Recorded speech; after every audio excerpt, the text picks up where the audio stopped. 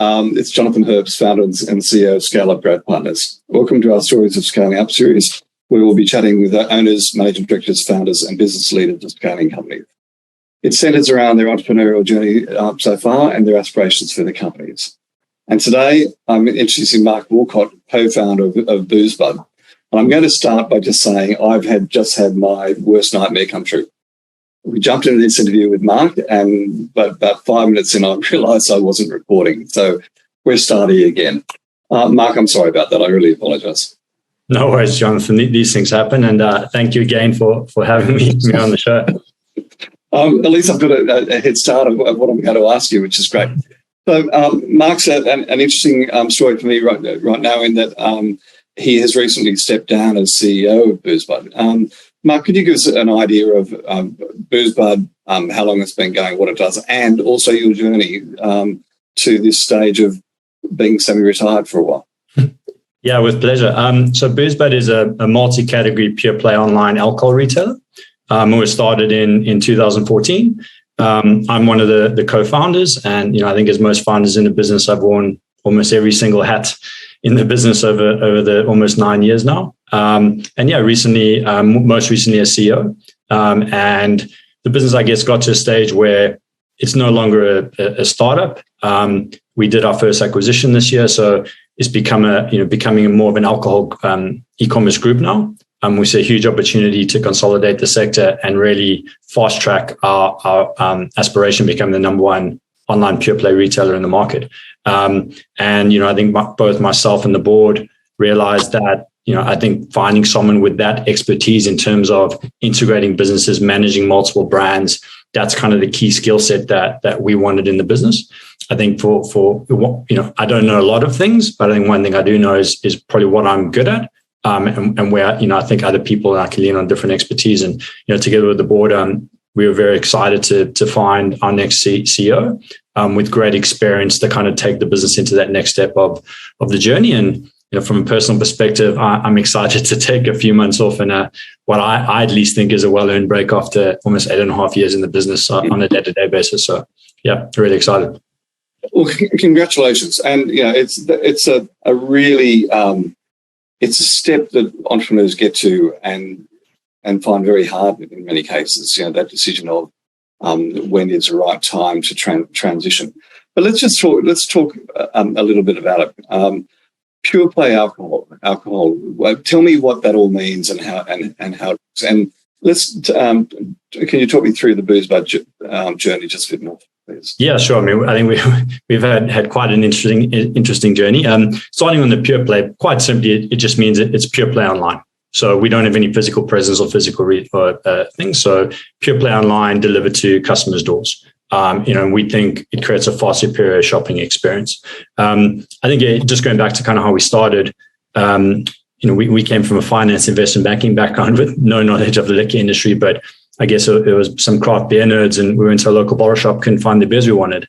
And we figured there's got to be a better way. And what you had is alcohol has lagged all other sectors in terms of online penetration. And at the time, it was sub 5% online. And that was actually skewed up by wine, beer, and spirits are less than 2%. And all of a sudden, you had an explosion in craft. It was around 2014, 15. So you went from having probably 20 core brands that most people would drink to having hundreds and hundreds, now it's in the thousands of new products that a typical bottle shop can kind of arrange or handle. So we saw an opportunity to take that online and kind of connect those brands with those consumers and help them discover all these awesome new things coming up.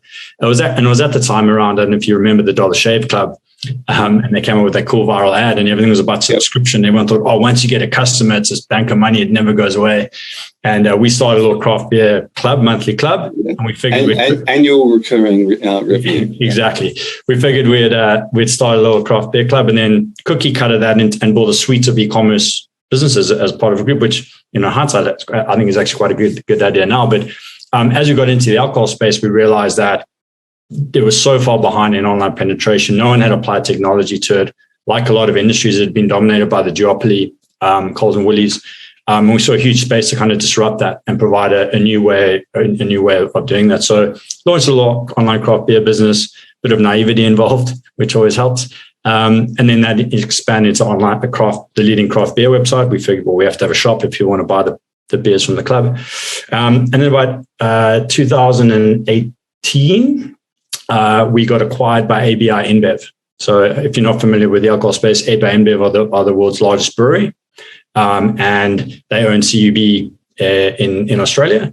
And they're big believers in e-commerce. And they had acquired leaders in Europe, the UK, and built up some of their own in South America, and identified us, even though we were tiny at the time, as a leader in kind of the Asia Pac region to fulfill their need. So we went across the CUB, grew really quickly. 2 years into that deal, and then unbeknownst to everyone, ABI sold CUB to Asahi to pay on a lot of their debt. So all of a sudden we went from being owned by ABI to Asahi. They, I think everyone would know they're much more conservative in nature. And I guess one of the things, as we were getting bigger and bigger, we were starting to compete against Coles and Woolies, which, presented some conflicts of interest as they were both their biggest customers, but they were competing against them. So opportunity came and we bought the business back into 2020. Brought on some new investors, raised it. And then here we are today. I got very close to IPOing once we bought it back. And then some e-commerce stocks took a bit of a tumble when some bad earnings came out, and we pressed pause. And here we are today. Did our first acquisition in April this year of a pure play wine business called Get Wines Direct. And again, kind of going back to what I said earlier, really see an exciting opportunity to bring some of these kind of medium to small to medium businesses together and form an awesome group of pure play online specialist alcohol. Congratulations. I mean, it's a great story, isn't it? Yeah. I think one day I might write a book. I don't know if anyone want to read it, but I think for my own sanity, I might want to put it down one day. Well, I'll tell you what, I'm going to go off piece with it temporarily. One of the things that they say about being a thought leader is you need your own book. And I've been tossing around with it, but to me it's just all too hard. And I found a fellow, I won't say the name of a podcast in the US who has a business that specializes in it. And essentially what he does is help you put almost the table of contents together, and then interviews you like this, deep dives into the questions, and then comes back to you with a second draft. Mm-hmm. And it's all done in the space of about 3 hours. The interview is about 3 hours. So it's one of the things I coach is make it easy. Make it easy for your staff, your customers, and suppliers to do business with you, which I'm sure is a key part of your business. And I was thinking, well, if you're ever going to write a book, make it easy. It's got to be the way to go. So there's a thought for you. Give me a scream afterwards. I'll introduce you. Yeah, I think I need a few more experiences out of my belt before I write something, but just to provide a few chapters in it. I disagree with you, and to be really honest, to be really honest, Mark, your story alone is very, very different to the 41 other CEO interviews we've done in this series so far, and it's significantly different. And I think it's a story that lots of entrepreneurs would like to learn from. Interesting. So, yeah. Did do some reflections whilst on the beach this summer. Exactly right. And there's that magic tool you've got. Yeah. It's like that phone, just voice record some stuff. Yeah. It's one of the things I do all the time. I voice record and send it to my VA, just so I've got it. I'm so totally off I'll show you. I like going with that. Who's the core customer, the best customer of BoozeBud? Who's the person you look for? We're probably quite, maybe like most retailers, very diverse. So kind of have attracted customers all over Australia, basically of legal drinking age. We have customers from 18, I think, into the 80s. So quite diverse. But being an online, we bought the business mobile first. We tend to overweight in that younger demographic of 18 to 44, who tends to be a more technical savvy or digital savvy and have a high propensity to shop online. So very much overweight that. And from a brand perspective and suppliers, that's a very attractive audience, especially on the younger side, in terms of being able to get that. So we look at a lot of our competitors, their average age is over 50, sometimes over 55 plus. So it's a really attractive demographic. But, we built the business to service everyone. I think everyone has different shop permissions, different things that are important to them. But very much from a technical online perspective, skewed to that younger demographic. And then in terms of, within that, who is our right customer? Again, depends on what you want. Some of our customers just come on, we make it really easy. In 2 clicks, you can have your favorite case of beer reordered, delivered to your door. Other people come on and they'll hand select 24 individual beers, different ones every time they come and shop. So, really about that, whether you're there for the convenience and the good price and just want to deliver to your door, or whether you want to discover all these crazy, weird, wonderful new beers and spirits and wines that, that you won't find in typical bottle shop, it kind of caters to both those different needs. So how do you price that? The two, me and my case of Penfolds Max Shiraz versus someone putting individual bottles, 24 individual bottles into a box. How do you work that? So I think being online, pricing is very complicated. Being online, it's easy for customers to compare these days. Yep. We want to make sure that on the core key brands that where there are other online options that we match those prices. We're not interested in a race to the bottom. I don't think that benefits the industry or suppliers or anyone. But obviously, cognizant that we do need to offer competitive prices where that happens, and we have automated price matching that helps us deal with that and make sure customers get great value. And then the rest is kind of just in line with suppliers and market and other benchmarks, making sure that our customers, get great value, not just in terms of pricing, but in terms of the products we stock and the service and convenience, etc. There are so many things that came out of that one sentence. It's automated price benchmarking. Are there people that do that, or companies that do that? Oh, there are lots of companies that do that. We decided to build our own. Right. Just our platform today is proprietary built. Probably just driven when we started. The Shopify's of the world were just starting and didn't have subscriptions, so we ended up building it ourselves, and we ended up going down that route and with the view that we could differentiate through technology. I think Shopify and the websites have come so far now that starting from scratch, you could consider a different option.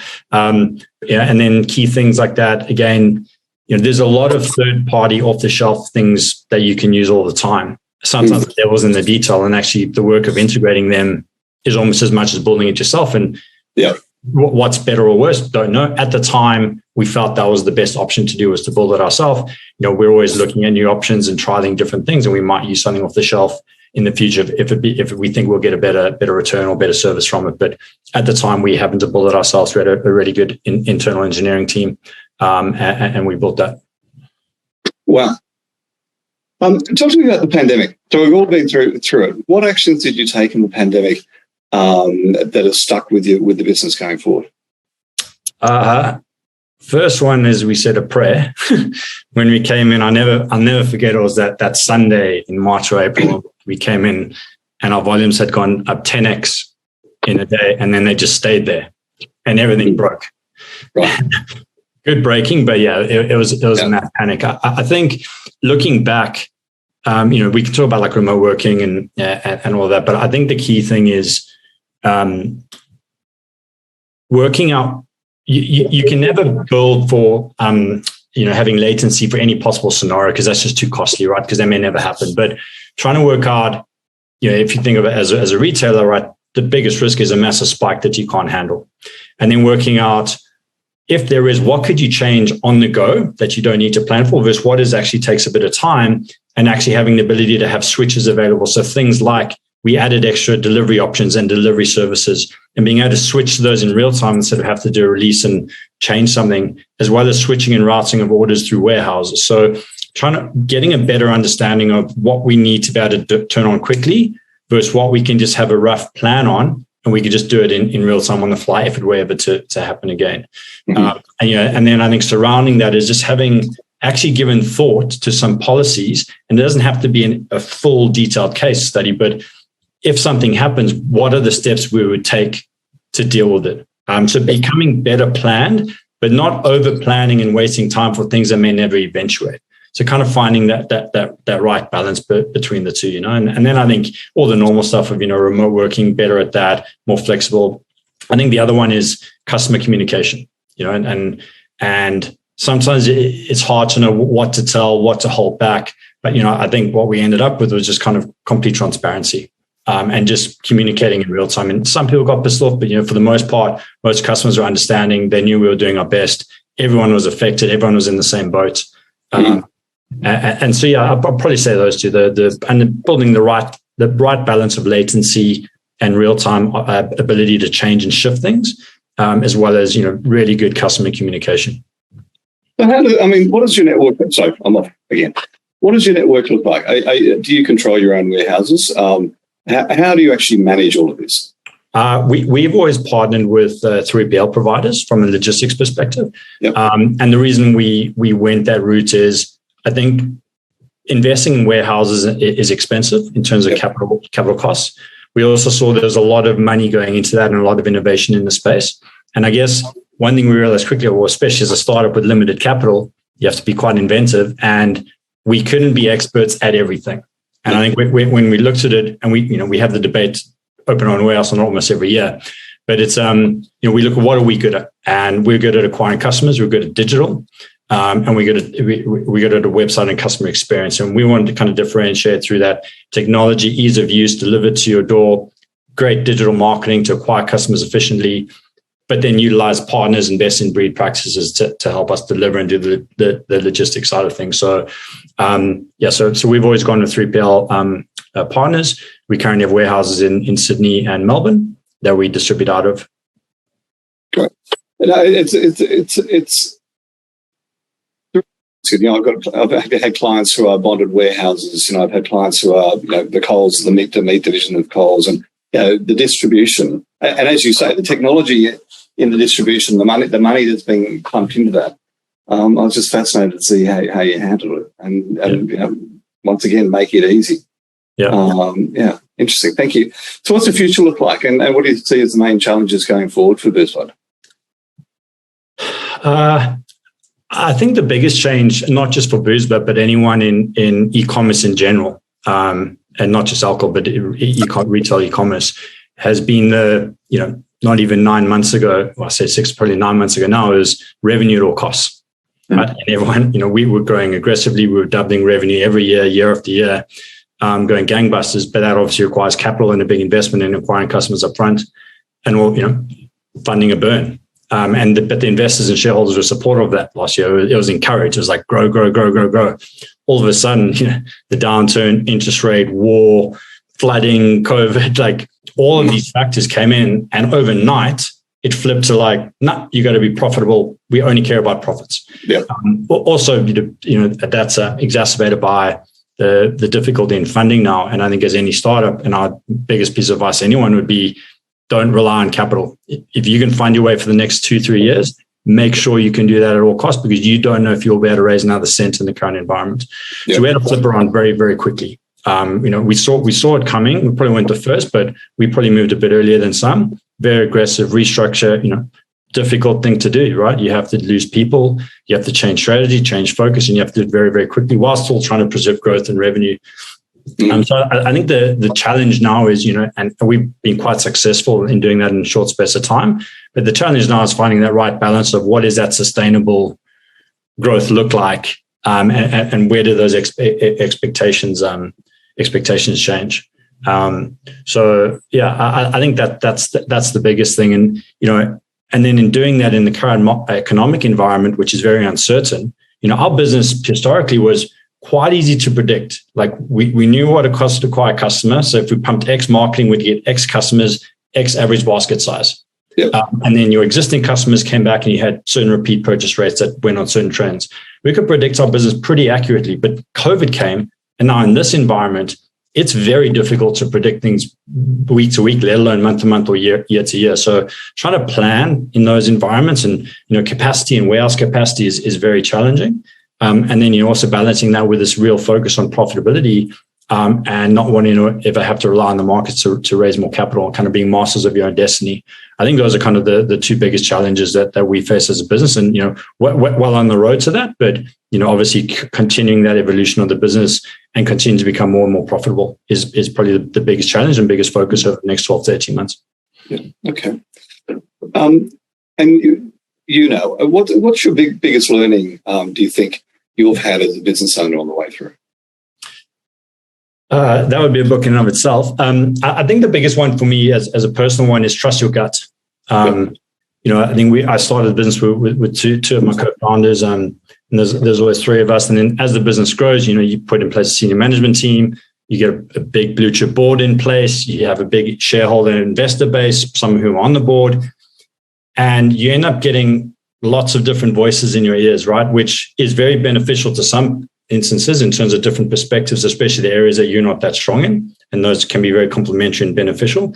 But I think also, in my experience, I think it sometimes created doubts in my mind. I had too many voices and too many opinions. Yep. But then when I look back in hindsight, 9 out of 10 times, my initial gut was right.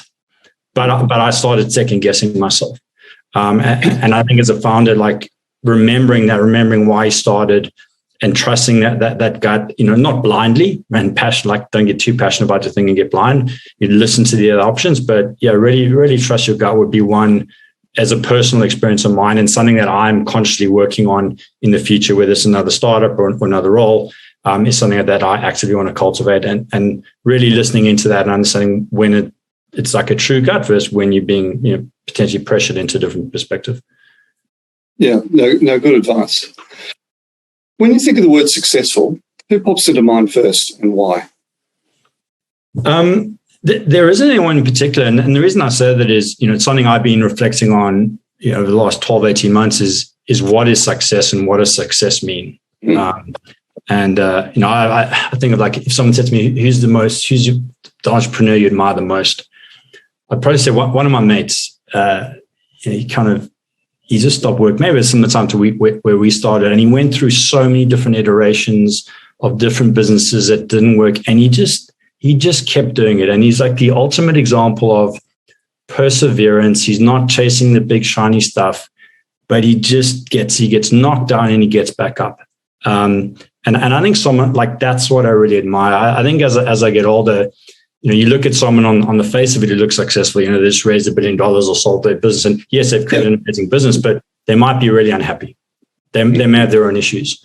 And so from a personal perspective, I've kind of been, reflecting and ruminating on what success is to me. What do I want to be happy? When I'm on my deathbed, do I care if I build $1 billion business?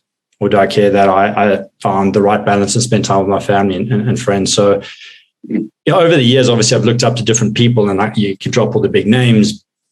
But yeah, I think that's a hard one for me to answer right now. I don't think there's anyone in particular. I think it's more of a personal reflective thing, and I don't have the answer yet. But what does that mean to me, and what do I want to achieve in my life in the next 40 years, hopefully? So I know it doesn't really answer the question, but it's actually a good answer in many ways. I personally strive, that my business is a self-managing business, so that I actually you can focus on what my unique abilities are, if that makes sense, which is what I'm good at and what I'm really passionate about. To give me time to focus on, it's about giving me freedom of time to focus on the other things. Yeah. I'm lucky enough, I've got 2 8-year-olds. I have one 8-year-old. Okay, well, one of whom scared the crap out of us the week before last when he had a tummy ache over 2 days, and led to a ambulance ride with lights, sirens from Barrel, where I live, to Sydney for emergency surgery last Friday week. And it suddenly reminds you. Is he okay now? He's okay. Yeah, thank you. That's good to hear. But it suddenly reminds you yet again where the most important things are. Yeah. And for me, success, it's not a similar thing to you. It's about doing what I'm doing now and enjoying myself and having a successful business, but also having the time to focus on building memories. And to me, that's what my success is. Absolutely. Which is, you're going to have a ball the next couple of months. You've got some young kids and actually spend quality time with them, hopefully without rain. Hopefully, cross fingers. Inshallah. So we joked earlier about leaders and readers, and the reason for this Stories of Scaling Up is because a lot of leaders, in fact, don't have enough time to read. Books, podcasts, business biographies that you might recommend? Yes, I know we're joking about not having the time, and I think I'm quite embarrassed with the level of books I've read in the last few years. I think I used to read a fair bit, and then I think like most people got caught up in the podcast world. Mm-hmm. I think what I really like about the podcast world is the conversation. Yep. I find sometimes in a book I can lose focused, but when I'm listening to a conversation, I find it actually much easier to be engaged. So kind of dove down. But I was just thinking in terms of books, I probably haven't been one of those people who read, maybe because I'm in business all the time. I think in podcasts and reading, I tend to read other stuff that I'm probably more personally interested in. Yep. One book that really stuck with me that I think is an amazing read is called Dark Horse. And the author is Todd Rose. And he wrote it like a study out of Harvard. I mean, he wrote it with a neuroscientist whose name I'm Ogi Ogus. I probably pronounce it really badly, but what they did, they studied people who were successful and what made them successful. But it wasn't like an objective. It was a subjective view of success. So they asked the people, are you happy like in life? Like that was the measure of success. And the reason they called them dark horses is it was kind of people that no one saw coming. You know, they went from one career into something else and just smashed it. And what's really interesting is you read a lot of books or biographies of people, but it doesn't actually give you a framework for how they got there. You just see what they've done. This book's really good at giving you kind of principles and how you discover your passion in life. Because you, as an 18-year-old, you can't come out of university and go, well, I'm passionate about law, because you might study for 10 years and by the time you get there, you're not. But it's kind of following your instincts and your passions over time and how that evolves, and real cool frameworks to how you get there. So I think that's a book that I'd highly recommend to anyone who's either in the entrepreneurial space or someone who's thinking about it but is too scared to take that first leap, or even for kids, right? I think any parent with a kid, in terms of how we want to encourage them and cultivate their passions in the right framework is awesome. And then in terms of podcasts, for sure, I listen to the Joe Rogans, and I enjoy Tim Ferriss from time to time. I think too much of him, I need a break, but I enjoy his kind of diversity of guests. The one I'm really, really enjoying at the moment is called the Huberman Lab. It's a professor, the Huberman Lab, Huberman, professor out of Stanford. And he kind of just takes all variety of different subjects, but applies a real scientific mindset to it. And it's only based on peer-reviewed, top-quality scientific studies, and he kind of dumbs it down for people like me. But one is I'm just really personally interested in a lot of the space, in the health space, et cetera. But what I really like about it is I think it provides a really good framework, that scientific mindset of how to look at a problem and deconstruct a problem and kind of take some of the emotion out of it and some of the noise. So, I don't just do it for that. Obviously, I'm very interested in the space. So, yeah, I think that would be one book, and then podcasts in general, I think I'm still interested in. Dark Horse sounds really interesting. Have you read Green Lights? Yeah, I listen to the audiobook. I'm such a Matthew McConaughey fanboy, so yeah, absolutely love that book. But I mean, I think the theory behind Green Lights, don't go with red and amber lights, just go with green lights. Yeah. Is a phenomenal. It's a great concept. Yeah, no, I was kind of taking notes on every second page in that book. Like it was very inspiring. My 8-year-old daughter gets very embarrassed when I talk to her about one of these comments in the world of dating. Having a daughter is like having a perpetual honeymoon, and my 8-year-old daughter Sarah gets really pissed when I talk about that. But it's so true. So true. So any last piece of advice or parting word for an entrepreneur or aspiring entrepreneur out there? I think it's just to be resilient. There's I think what you realize when you start, there is no overnight success, or people joke about it, a 10-year overnight success. Yeah. It's going to take initially that 1 in a billion. For most people, it takes double as long as you think, sometimes 3 times longer. There's going to be so many ups and downs. You're going to be told no so many times. And it takes a lot of resilience to kind of keep on going. And I think to that regard, I was reading an article today from the interview with Jack Cohen, and he was talking about what is his 3 biggest kind of lessons around business. And the first one was make sure you stay in business and survive any downturn. Yeah. And I think you go through cycles in businesses, and making sure that you can stay afloat and then you can get through those times, like a lot of businesses had to do during COVID. As hard as it was. And I think that'll stand you in good stead is that it's not always going to be easy. And in the down times, things are always going to get better and vice versa. So, just kind of be persevere, believe in your goals. You have a lot of resilience, and make sure you live to fight another day. Great advice. So, Mark, I'm going to ask you a question. You're taking a couple of months off. What are your thoughts afterwards? What do you want to do? If someone wanted to talk to you, how do they get in contact? They can hit me up on LinkedIn. Yep. Or just shoot me an email. My email is just my name, markwoollcott@gmail.com. It's interesting. I don't think I have a clear headspace yet to kind of know. I think at times thinking of the next startup is quite daunting if I think back to parts of the last 8.5 years.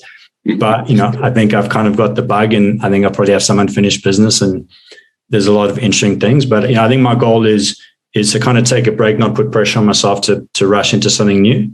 And also take the time to dive into kind of some left field areas outside of kind of business online, e-commerce, and really see if there's something there that bites me. Maybe I'll go back into what I've been doing, something similar, or, something completely different. I think I'm excited to deep dive into certain areas and learn again. Obviously you're learning all the time of business, but to actually goes deep into this particular subject matter. It's what I'm most excited for. And, maybe it's in the new year, maybe it's a bit longer, but, we'll see. I think, sometimes opportunities arise when you least expect them, or whatever. You never know. It might just come from here. Exactly. So, just really excited to have a bit of time off and clear the head and ability to think and be creative again. Fabulous. Mark, I've really enjoyed the conversation. Thank you. Thank you, Jonathan. I appreciate you having me.